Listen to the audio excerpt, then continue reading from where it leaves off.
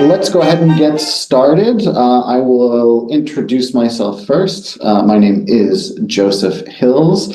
I am an ELT consultant here with eFuture. I am living in South Korea, where we are based, and I'm very excited to be talking to you today because we're going to be talking about speaking class. And I'll be introducing a new book for the international eFuture fans. So we're going to be talking about magic speaking as well. A little bit about me. I like talking about speaking class because when I first moved to South Korea, I came in as a public school teacher, and public school teachers in Korea are specifically meant to be conversation speaking class teachers for the most part. Obviously, when you are teaching a speaking class, you're doing all sorts of other things as well. So it wasn't the only thing I was doing, but speaking class was the kind of the foundations of where I started as a teacher when I first came to Korea. I have since branched out from there, but speaking class was one of the first things that I did here as a teacher a long time ago now. But today we're going to start with just kind of talking about the methodology that we use in a speaking class. I'll also introduce magic speaking, the textbook, and kind of run through how we would use it, what the features are, things like that, the new things. And I want to also talk about integrated learning, because this is something that is very important, especially in a speaking class. And of course, at the very end, we'll have time for questions. So before I start talking, there's something that I would like you to think about first. And by all means, share your thoughts in the chat if you would like to, if you feel comfortable with that. But for those of you that are teachers, or those of you that are in education, or just generally curious, what is it that you think we need to do as teachers? What do we need to make speaking class work? So what are the kind of the important components of a speaking class? Oh, I see we have a response already. Speaking drills, sure. We definitely need activities and lesson ideas, things like that, definitely. Those are very important. Icebreakers. Icebreakers, I would even expand that to a warm-up. Having a warm-up is very important for any class, not just a speaking class. Make it interactive and engaging. I couldn't agree more. That is extremely important. Having a relaxed atmosphere as well, very important. The I do, we do, you do model for teaching. Yes, that's a great structure to have in your classes. So yeah, these are all really good answers. Topics and context, also good. So what I have here are a couple of pictures, images. And these are the things that I think we need conceptually for a speaking class. Anybody have any guesses as to what these images represent? Obviously, the middle one is the most important one. We cannot have a speaking class without students. And it's very important that we say students with an S, plural. We need multiple students to have a conversation, right? Language is all about communication, and we can talk to ourselves, but that doesn't really help us very much. And obviously, some teachers you will do, maybe you're doing one-on-one classes, and that is fine. You can communicate and you can have conversations with just the student and the teacher. But for the most effective classes, it's always good to have a student talking to another student. Talking with somebody that is your own age or of your own level is really important. So students is a very important need for any speaking class. Let's see, let me look at this chat here. There are a couple of good answers here. Yes, connections is definitely one of the important needs that I have highlighted on this screen here. So let's take a look at what these each mean. So the key needs that I have highlighted for a speaking class are simplicity, repetition, relatability, connection, clarity, and fun. So simplicity, very, very important, because when we're dealing with young learners, we can take something as we need to take very complex topics sometimes, and we need to synthesize them down to something that is understandable, comprehensible for our students. So the image here of the heart, we know what a heart is, but if you were to show the left picture to your students, they may not be able to identify that. But the symbol for a heart is something that is a bit more recognizable. It's also simpler for the students to reproduce. If I were to ask my students to draw a picture of a heart, I would expect them to draw the one on the right, not the one on the left. And that is something that we should really, really think about as teachers, is making sure that we are communicating things and having our students produce things in the simplest ways possible. That way they can get to repetition. When things are simple, it means that we can redo these things. We can repeat the things that we're talking about with regularity.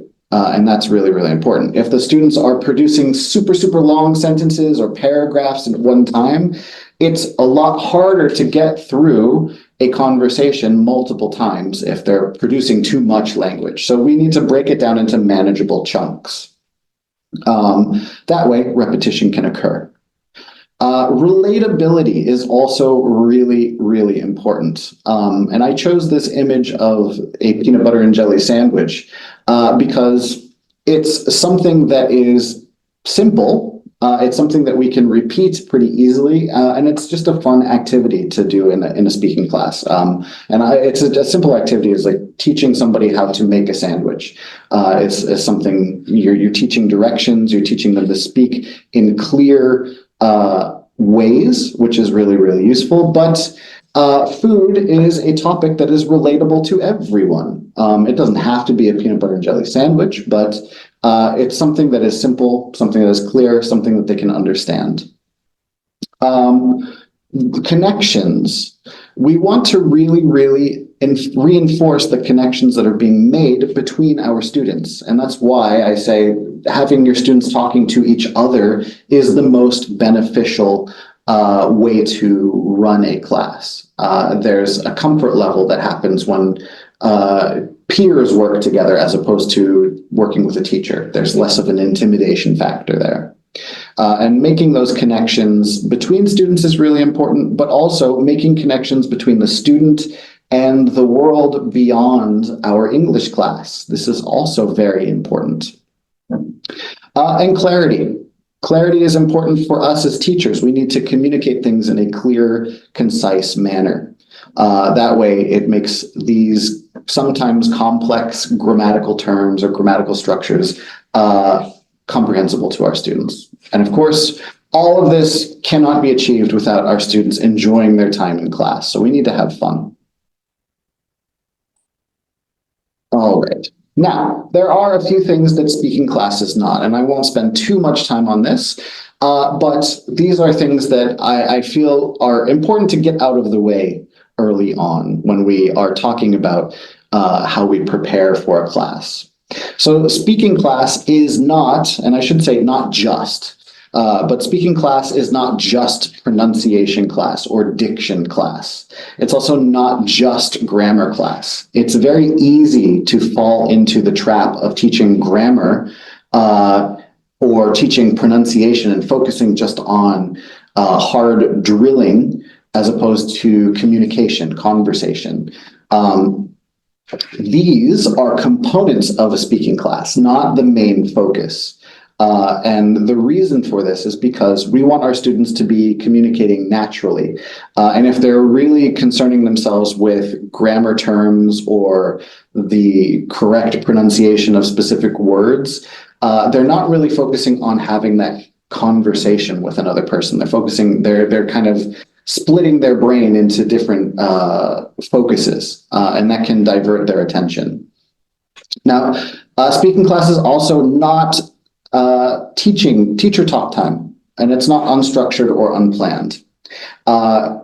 It is very easy for a speaking class to kind of fall into a place where the teacher starts dominating the conversation.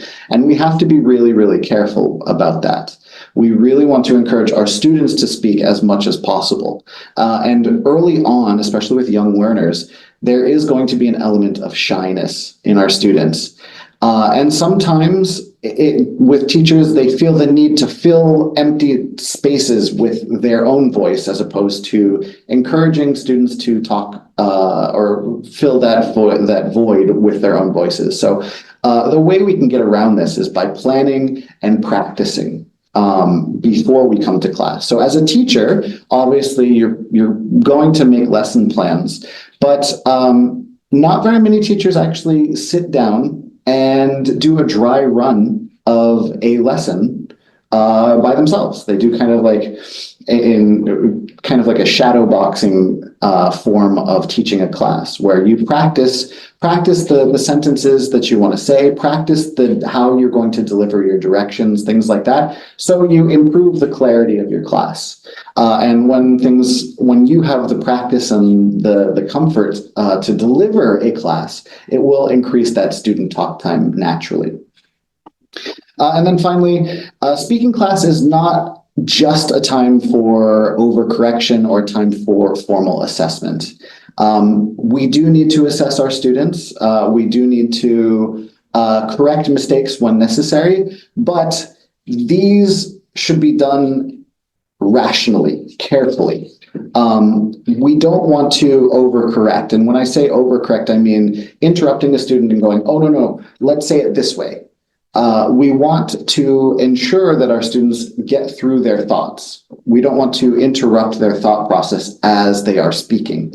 So we want to be careful about when we choose to correct our students or to correct mistakes. Formal assessments are good, but when you're speaking, speaking in and of itself can be a formal act, but it is also quite often an informal. We speak informally with each other. So we should also kind of keep that in mind when we assess conversation. We should maybe be a little bit more informal with our assessment. And it also helps with making our students comfortable. If they're constantly worried about making mistakes, they're going to be a bit more tense, a bit more shy, and not quite willing to speak in class. So these are just little things to think about as we get into talking about magic speaking. Now, Magic Speaking is a speaking book that we are developing here. It will be it's being printed right now, so it will be available very, very soon. But Magic Speaking is a 3-level book series devoted to conversation, simple conversation. In total, in one book, there are 40 lessons, which are broken up into 10 units. So each unit has 4 lessons in it. There are some simple resources that we provide as well: flashcards, character cutouts, audio streaming and MP3 files, answer keys, and speaking tests. The speaking tests will be developed in a little bit. They're not quite ready yet. And answer keys, of course, are not always readily available for download. You have to talk to our local partners to find out how to access the answer keys. But basically, Magic Speaking is all about easy to follow lessons with targets that are real world appropriate. So we want to use vocabulary that is level appropriate, but we want it to be something that the students can use outside of English class immediately. So all of our language targets are presented in authentic contexts. And all of the characters are actually from one of our very, very popular reading series, our comic readers, Magic Adventures. So if your students have read our comic readers before, they'll be familiar with the characters. They'll know who Jack and Olivia are. They'll know who Ace is. And that helps with making the lessons more relatable. So using those characters is a great way to engage with our students and have fun. Now, within lessons, we use a systematic 4-step lesson flow, which I will outline as we go through this presentation today. But the basic structure for a unit, like I said, there are 10 units in each book. Each lesson or each unit is broken into 4 lessons. The first 2 lessons are called key pattern lessons. Then lesson 3 is a useful expression lesson, and lesson 4 is a review. And we'll look at each of these in turn. So as you go through a lesson, this is unit 1 from Magic Speaking 1. So this is the very first lesson that your students would be using in this book. The key pattern, the first lesson, is going to introduce a simple sentence pattern. And what you'll notice is that the students will be practicing the statement form of a sentence. So if you look at the first page there is a question and an answer, but if you, in the following page, you'll see that we're going to be focusing on the sentence. So it's a book is our pattern. And we'll be practicing that. It's a book, it's a bag, it's a crayon, it's a cup, so on and so forth. And in this section, we're going to introduce some relevant vocabulary. And we have flashcards for all of those as well, so you can practice and mix and match. And we also teach a very simple grammar point, but we do it in context. So we're not going to be focusing on identifying nouns or identifying pronouns, so on and so forth. What we are going to be doing is we're teaching students how to use or how to produce sentences that are grammatically correct without really focusing too much on the specific terms, because they're young learners, they're elementary school students. They don't need to know the grammar terms, they just need to know how to use the grammar correctly. And so these first 3 pages of the lesson here are going to scaffold through all of this. So we start by introducing this simple pattern through listening and through a visual medium. So we have a very brief comic here that the students can listen to and practice with to introduce the context. And then we expand by changing up the main pattern. We rotate out book with other words like bag and crayon, and the students practice speaking together. And then at the end, on the 3rd page there, we start doing other forms of practice. So there's speaking practice, but there's also a little bit of writing, listening, and reading as well. This basic structure is repeated in key pattern 2, but this time we're not focusing on the statement form of a sentence pattern. We're focusing on the question form. So in the first one, they're focusing on the answering of the question. It's a book. Now, the logical thing to do would be to figure out how to ask questions about these things. So we're going to be focusing on that. And you can see on that first page of key pattern 2, the question that we're focusing on is it a desk? Now, instead of asking what is it, which they learned in context within key pattern 1, we're giving them a question that has a multi-option response. So they're learning how to answer in the affirmative and in the what's the opposite of affirmative? The negative, basically. So they're learning to answer yes it is or no it isn't, and they're learning that context through, again, the same form and fashion with a simple comic there, some vocabulary practice, conversation practice, and then again, reading and writing practice. As we go through this, you will notice that the students will be getting introduced to new vocabulary, but they will still be able to review the old vocabulary. So we see book, bag, crayon, cup, pen, and toy were the lesson 1 vocabulary words. All of those words can still be practiced using the key pattern 2 pattern. So instead of, yes, we have, is it a bed, is it a desk, we can still also use the vocabulary from the past lesson. So is it a toy? Is it a bag? That is still applicable here. So we can link and review old targets with new targets, which is a core concept and philosophy that we have here at eFuture. Our next lesson, lesson 3, is our useful expression.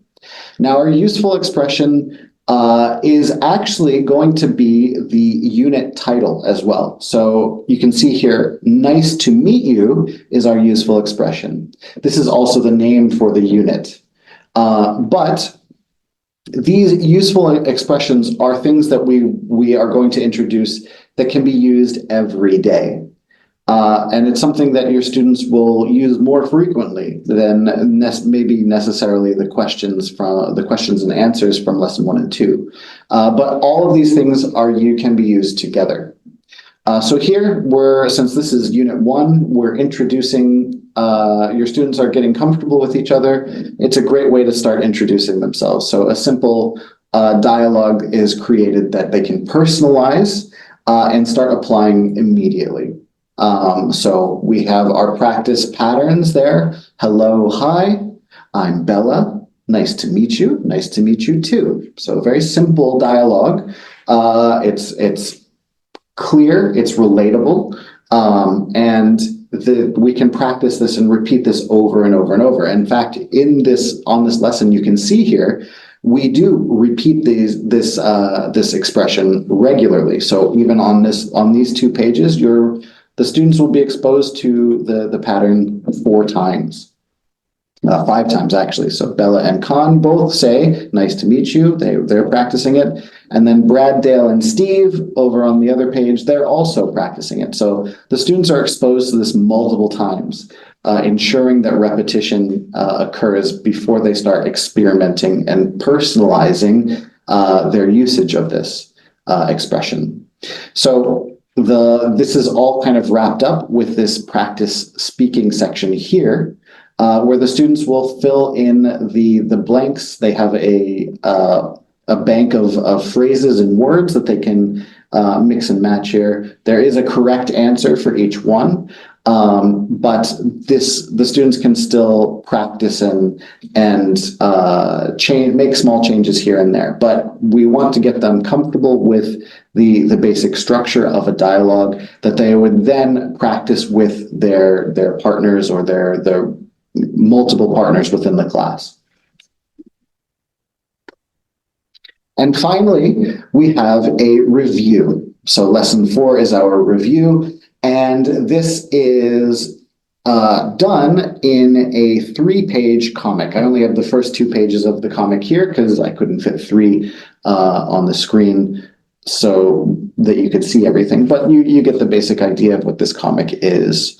So the students will read a 3-page comic, and within this comic, they will get exposure and review practice with all of the important patterns and expressions that they've learned in the unit. So is it a desk? What is it? It's a toy. Those patterns are here, but also the hi, I'm Olivia, nice to meet you. That useful expression is also in the comic as well.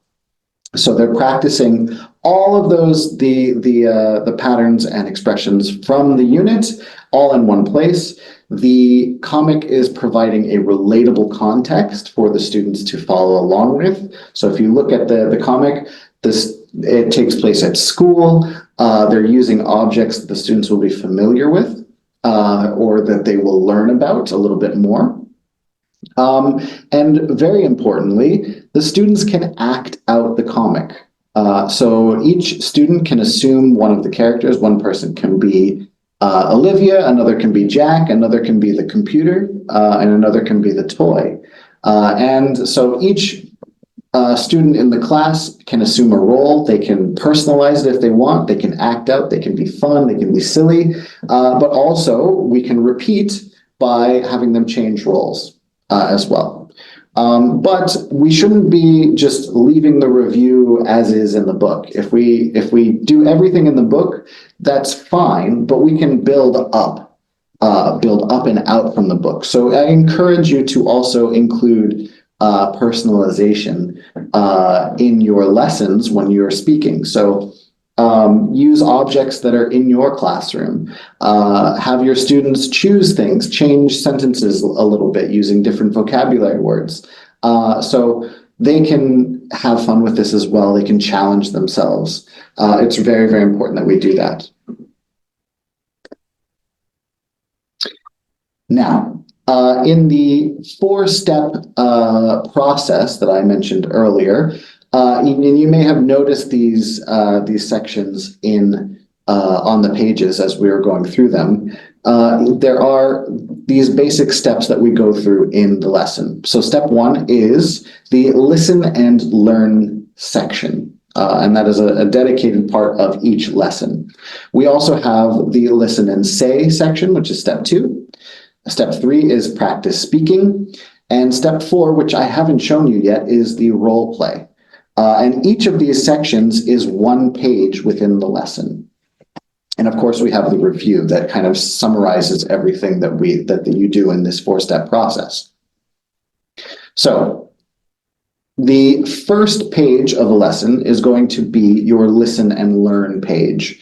And here you are going to introduce the students to the patterns or the expressions, and you're going to have the students learn through different contexts. So a visual context, an audio, an oral context, and so the students will be exposed in multiple ways. The goal here is for the students to just gain confidence and to recognize all of the appropriate speaking contexts for these expressions and patterns.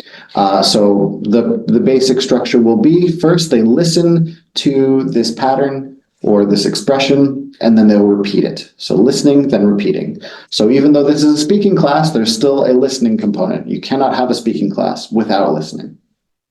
Then after that, they will listen to the expression again, the pattern again, but this time it'll be in a dialogue form. And so they'll listen to it and then they will repeat that dialogue and practice with that a few times as well. So we're building slowly but surely.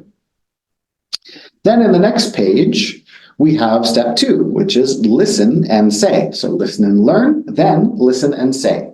And now here, we're going to be focusing more on student production. So the students are going to be listening and repeating the key expressions, but they'll also be doing this with different vocabulary words. So there's the sentence stem there, it's a, and they'll be changing that with the different vocabulary words that we have. So it's a book, it's a bag, so on and so forth. After we've exposed them to the vocabulary, they've practiced familiarizing themselves with the vocabulary, they're going to then start using these sentence stems and the vocabulary words together to have conversations with each other. So asking a question and answering that question. Now, one thing that I want to point out here, because this is a common question that I get from not so much teachers generally understand this, but from parents especially, is you'll notice there are only 6 vocabulary words here. And the reason there are a couple of reasons to have a lower volume of vocabulary words. Many parents are like, I want my students to learn more and more vocabulary. The problem with that is most young learners, even with 6 vocabulary words, by the end of a class, they may know 2. So it's better for them to know two words or even just one vocabulary word really, really well and know how to use that comfortably and expertly, if you want to go that far. It's better for them to practice over and over with those few words that they understand rather than overwhelming them with multiple vocabulary words. So 6 is manageable for a student to use and to get comfortable with. And again, we increase repetition so that they are getting comfortable with the grammar structure as well. So even though we're not explicitly teaching the grammar structure, they're learning it in context. Having that repetition will allow them to explore that a little bit more without being overwhelmed by the different vocabulary words. But it also allows these simpler targets allow us to connect understanding to other things, other concepts, other themes, and to the real world. So obviously books, cups, bags, and pens, they all exist out in the real world. But they may not look exactly like the pictures in the book. So we can talk about that with our students. We can have them do other little activities and games with these vocabulary words to increase repetition, but to also personalize these activities. Now, the basic goal here is for students to develop natural speaking patterns, and they develop these natural speaking patterns through repetition again. Here you can practice pronunciation if you want to, but that should be secondary to them producing language repeatedly. Part 3, when we practice speaking, here we're going to combine the vocabulary and the key expressions, and so that the students will be doing things like matching. They'll be matching the images to the sentences, which is very, very important for young learners. Since this is from level 1, the sentences and expressions will be very simple. But as we get up through books 2 and 3, the sentences will get a little bit longer. The matching exercises will be a little bit different. There'll be other things that they'll have to account for, as in knowing whether to answer in a yes or a no, so on and so forth. But then also, we're going to reinforce their learning through other skills. So we're going to reinforce through writing. So they're going to learn how to know the difference between he is and we are, for instance, through writing. This is going to reinforce spelling, the grammar and syntax, as well as pronunciation, because they'll still be speaking. Even though they're writing, they'll still be speaking as well. And here the goal is for the students to demonstrate natural communication skills. And remember, communication it doesn't have to be spoken, it can be written as well. So demonstrating that they can write out a sentence that they've been practicing is just as important as being able to say that sentence. So natural communication skills is very, very important, but we also want them to be able to demonstrate that they know the vocabulary, they know the grammatical structures well enough that they can complete a sentence on their own. Now, the last section, which I haven't shown you yet, is the role play. So after they've done the practice speaking, the students are going to review. So the role play serves as a lesson review, where the students will review the lesson targets with a short but fun comic. And each of the students will assume the roles of a different character, and they will complete the dialogue. So you'll notice that there are missing phrases, and they have to fill in the blanks appropriately. But the students can do this once to follow the book. They can do it that way, but then they can also personalize as well. So you can challenge your students and go, okay, we've gone through the comic once, we've used the specific expressions that match the pictures. Now let's try and change up one of those sentences or two of those sentences, things like that. So have them act it out, have them change roles, all sorts of things. There are multiple goals here. The first goal is to ensure that the students grasp all of the key targets. That's important. But also have fun. We want to ensure that the students are enjoying what they're learning and they are engaged. And then finally, our stretch goal This isn't something that explicitly needs to happen every time, but it's something that we can hope for and we can encourage in our students, is to get your students to experiment and to personalize the comic. Now, this isn't going to happen every time, and not every student is going to be comfortable doing this, but if you can get them to that point, that's fantastic. It means you've gone far above and beyond what is expected of you in a class. So, with the last bit of time here, I want to kind of talk about and connect magic speaking to real world language acquisition. So think about this. You can throw your answers into the chat if you like, but what do young learners need for 21st century language acquisition? And I'm not going to go into 21st century skills here because I can do a full webinar on just that. And in fact, we have several of those already. You can find those on the eFuture YouTube channel. So if you are curious about that, you can take advantage of our YouTube channel and watch some of our older webinars and learn more about 21st century skills. So shameless plug aside, we're not going to focus too much on that, but the things like 4Cs are really, really important here. But basically, yeah, what do our young learners in this day and age need for language acquisition? Comprehensible input is a wonderful, wonderful term. Somebody is clearly familiar with Stephen Krashen's work. And yes, so comprehensible input is very, very important.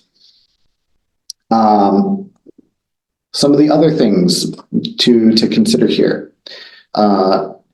Speaking class is, as I mentioned before, it's much more than just speaking. If you're speaking in a class, somebody else is doing the listening, right? So automatically, when we are thinking about how to approach a speaking class for the 21st century, things that we need to consider.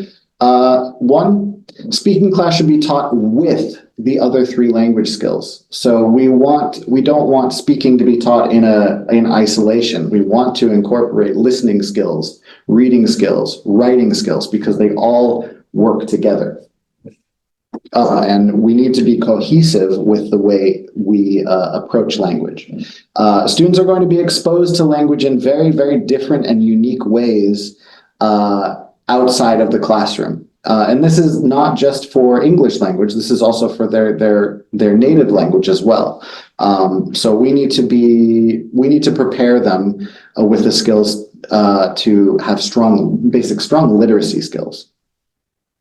Now, speaking should also be taught with real world applications, which part of magic speaking is making sure that the students are learning English expressions and using vocabulary that they can apply in their lives. So everything is relatable, everything is contextually relevant for things the students like. And going further down the road, they'll still be able to use these vocabulary words in ways that are useful. So for me, for instance, I remember when I first moved to Korea and I was studying Korean, the first book I got, it was developed to teach the language and identifying the sounds and things like that. But some of the early vocabulary words are words that I don't use every day. Like I don't need to know the word cucumber in Korean. I don't use that every day. Maybe if I'm going to make a salad, I'll need to know that cucumber is oi. But that's not a useful word for me on a daily basis. But using key expressions like nice to meet you are more useful and some things that our students can use outside of class immediately. So real world application is really important. Now, the other things that are important, especially in the 21st century, is that speaking should be taught with culturally responsive activities. And this is a big concept to think about, but we live in a world where our students are not isolated from the rest of the world because they have internet access. So they're going to be talking to people from around the world. just in through the things that they do. If they play video games or if they are involved in social media in some way, they're going to be exposed to other cultures. And so we need to be able to teach with an understanding that students will probably be communicating with people around the world. And one thing that we can do to help with all of this is by using technology. And we can do this in a fun way as well. So just a quick crash course on all of this. One thing, teaching with all language skills is very, very important, but we can structure activities so that they incorporate all of these things. So one of expansion activities that I want to show you here, this is a 5-step one. You write a story, you read the story, you read it out loud, and then you talk about the story and you repeat. So this is a flow that would incorporate all 4 language skills. Now, how would this work and how would this be applied to magic speaking? Good question. We can do this with the review. So the review comic here is a story. Now, the students are going to read the story first, but you can expand on this and have them, like I mentioned before, they can change the sentences in the story. They can change the plot of the comic if they want to. So you can read the story, then you can have them write their own comic that is related to this or using the vocabulary, but they make their own original story. They can do this individually or they can work together in groups, but this is a short, simple thing. I'm not expecting them to write a 3-page comic. 4 panels is fine. But this is a simple activity that we can do. So having them write a comic, which then they would read. So they write it, they should be reading what they've written. And they can trade comics with other people in the classroom and read what others have written. But then more importantly than that, they should read it out loud. So they can read, just like you would with the review here, their own comics. They can have their friends assume the roles of the characters in their comics and then read them out loud in class. And then finally, you would discuss as a class or in small groups. You can talk about what they liked about the comic. They can talk about what they think is funny. You can connect it to them. Has anybody done this? Has anybody introduced themselves to a computer? Things like that. Something silly, but something related. But you can talk about anything. But you're again applying all 4 language skills here. And then finally, act it out. That's another way to incorporate speaking with other important skills. Getting motor skills in, getting your students up and moving around is also very, very useful.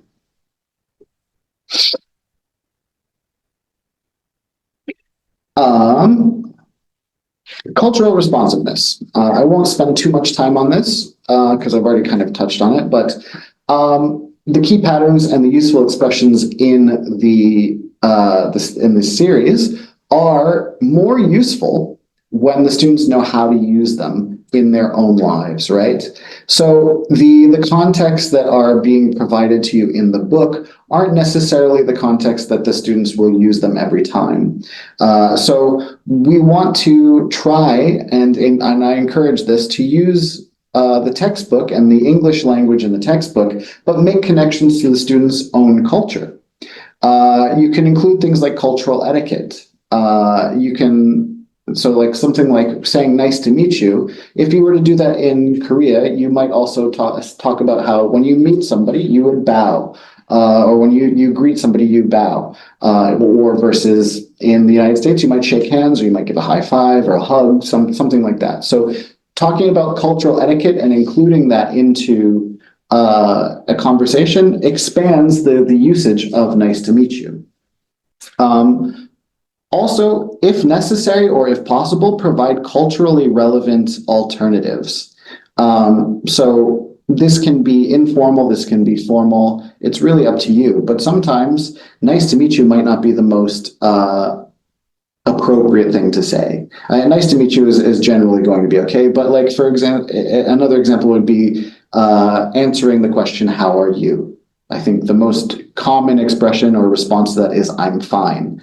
But there are better ways to respond to that question. I'm great, I'm happy, I'm sad, so on and so forth. And then also encourage your students to find ways to use language outside of class. This is very, very important. And I highly encourage you, and I know it's very, very difficult at times, but encourage the families to be active participants or actively involved in their students' learning. So even if your students' parents don't speak a word of English, they can still take an interest in their students' learning. Just encourage your students' parents to, at the dinner table or before your students go to bed, have them just go, "What did you learn in class?" A simple question like that, the students will talk about what they learned. They can demonstrate that they learned, "Oh, I learned how to say nice to meet you. I learned that, what is that? It's a cup," something like that. One thing that I call it teach grandma. But it doesn't, I mean, it doesn't have to be a grandparent or anything like that, but encourage have parents or have family members encourage the students to teach them what they learned. So they will basically then imitate what the teacher did in class, but to their parents, so they can teach the language to their parents. And this is a great way to show how they have demonstrated their mastery or their understanding, comprehension of the concepts in class. And then finally, using technology. So there's a growing trend now with especially schools that use tablets and things like that in their classrooms. Before, when I was a student, when I was a teacher, phones were like absolutely unacceptable in the classroom. Tablets and laptops even were not acceptable in the classroom at one point. So, but now I think the things are changing so that people have embraced these things. And there are plenty of mobile games and things like that that can be used to enhance a communication or a speaking class. So things like Kahoot, where the teacher can create a game or a review game that involves a lot of speaking, that can be done. But also like fun party games or games that your students might already play can be incorporated into a class and can be used to connect them and encourage them to speak with each other in class. So the game Heads Up, which there's a mobile app, but you don't need a phone to do that. You can just use flashcards. It's a great way to review vocabulary in your class and have your students practice describing things. But also using playing games like Among Us and encouraging them to use English to identify the imposter and so on and so forth. Like that, like Among Us it's a silly game, but it's a nice reward. But as long as you incorporate English language usage into it, it can be a useful tool in class. How you do that is up to you and how it fits the needs of your students. But these are just a few examples. There are dozens of different technology-based games and activities that you can incorporate into your class. Rather than resist your students' desires to use their phones or to use technology, embrace it and use it to your advantage. We have a few minutes here, so before I end, I'll ask you this. What activities do you use in your class? What do you recommend using? And yeah, Danielle, that's a great idea about using stickers for the conversation bubbles and things like that. That is a very, very useful way. And yeah, to have this, you can repeat all of those things. It's a wonderful suggestion. Yes, puppets are extremely useful, and we provide character cutouts so that the students can act them out and act out the plays using those as props. Using real objects when you're doing these creating these dialogues are all very, very useful. So yeah, character cutouts we provide you. You can download those and the students can cut them out. They can color them. If you want, you print them out in black and white and they can color them and personalize them as they see fit. So yeah, there are plenty of different things that they can do there. for just some final thoughts, just as a reminder, remember the things that your class needs. Like I said, clarity, connection, fun, relatability, repetition, simplicity, and students with a plural, multiple students, are the things that we really need to embrace in our classes.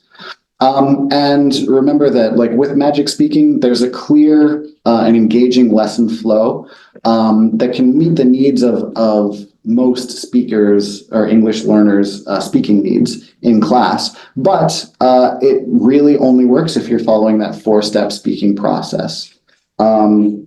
Don't forget, we incorporate regular link and review within the textbook itself, but you can also add more. Review as often as possible. Again, be repetitive.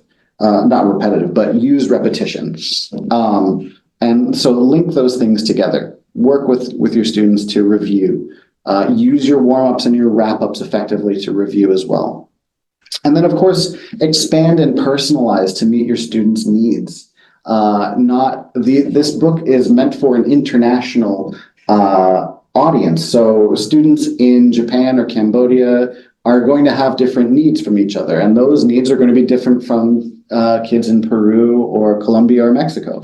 So we want to make sure that we, as teachers, don't just use the book on its own. We want to build up and make it useful for our students that we have. So the book is your foundation. It's the foundation of a house. And it's your job to build the walls and the roof and the different rooms and so on and so on. So the last few things here. There are other resources that you can use. Like I said, Magic Speaking is created with the characters from Magic Adventures. So providing and using these comic readers along with Magic Speaking is a great way to engage your students. They enjoy reading comics in general. These are fantastic comics as well. I mean, every now and again, I will pick one up and read it just for inspiration or get some ideas. So these comics are wonderful for the students. They're level appropriate. They are graded so that the students aren't overwhelmed by by vocabulary and things like that. So everything here works together with Magic Speaking. And again, you're incorporating reading and other skills from the Magic Adventures books with your speaking class textbook. And then other additional resources. On our YouTube channel, we have made sample videos. So you'll see me and my colleague Pete. We are featured in these videos where we go through the dialogues and we practice them. So you can watch these and it'll help with different, you can practice pronunciation, you can see how the dialogues are formed, you can give this as an example for your students. We use the flashcards, we use the character cutouts so you can see how we use those and incorporate those into these dialogue practices as well. And of course, we have all of our audios readily available for you. So if you want to, you can download all the audio tracks. Those will be provided as MP3s, but you can also just stream them from our streaming site as well. And so from there, I will stop. If you have questions about Magic Speaking, you can talk to our partners. If you see your country here, this is the contact information for our partners that sell our books in these countries. If you do not see your country listed on here, you can just contact us at eFuture directly, and we can give you some advice. So I will say thank you. Please remember, check out our YouTube channel. There are tons of resources there. There are tons of resources that can be downloaded from our website. And of course, Instagram, Facebook, we keep in touch with people and we share ideas there as well. So I have some time to answer some questions. I see some people have put questions in the Q&A, so let me go through those very, very quickly. There's a question here about the speaking tests. Yes, I believe the speaking tests will be based on the Wiley Prep, the Cambridge assessments, so that it'll be based on that. I think Sue may have answered that as well. Danielle has several questions. The first one there, yes, you can rewatch this webinar later. It will be posting it on YouTube. It usually goes up later in the day, but by tomorrow at the latest. So this will be on our YouTube channel along with all of our other webinars. I'm sure different cultures expect a different number of classes per week. Do you have a recommendation for hours per book? Hours per book. It really is, that's a tough question to answer without knowing how many classes you have per week, how many students you have in a class, the level of your students. It's all very, very flexible, and you can add and subtract as needed to extend or shorten a lesson. I think generally we tend to design our lessons for a 30 to 45 minute long class, but it's really dependent on you and your student needs. I've noticed eFuture is primarily elementary students, for elementary students. So eFuture open to creating more materials for middle and high school students. Yes, we are primarily for elementary school. Our primary focus is young learners, but we do have some materials for secondary school as well.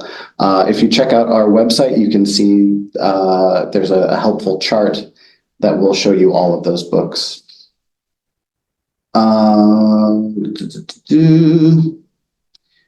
Frederico, yes, I believe this will be on eSmart Class. And Lillian, this is the target age. This is elementary, low-level elementary. Maybe in the future we'll extend this to go higher level, but I would say roughly grades 1 through 3, 4, something like that.